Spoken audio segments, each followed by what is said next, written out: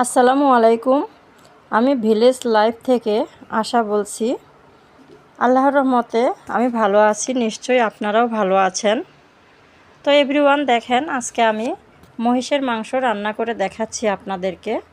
আমি পেঁয়াজটা তেলের মধ্যে ব্রাউন কালার করে ভেজে নিয়েছি এবং এখানে সমস্ত মাংসের মশলা দিয়ে সবগুলো উপকরণ একসঙ্গে কষিয়ে নিয়েছি।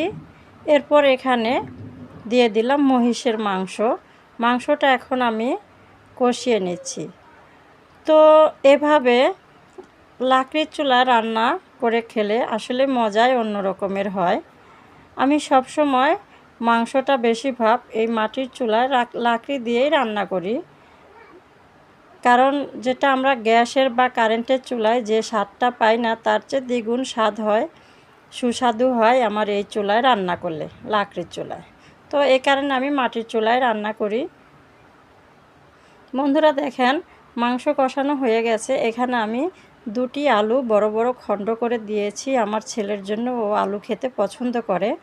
আর আমার জন্য এখানে আস্ত 4টি রসুন দিয়ে দিলাম। আমি রসুন খেতে পছন্দ করি। আপনারাও এভাবে মাংসের মধ্যে আস্ত রসুন দিয়ে রান্না করে খেয়ে দেখবেন, অনেক সুস্বাদু হয়।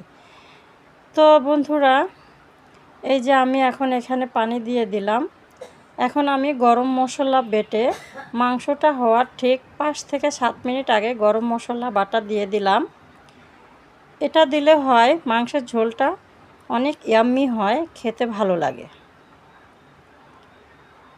তো এই যে আমার মহিষের মাংস রান্না করা হয়ে গেছে, দেখেন কত সুন্দর কালার আসছে, খেতেও সেই রকমেরই হয়েছে। তো বন্ধুরা, আজকে এই পর্যন্তই আমার ভিডিও।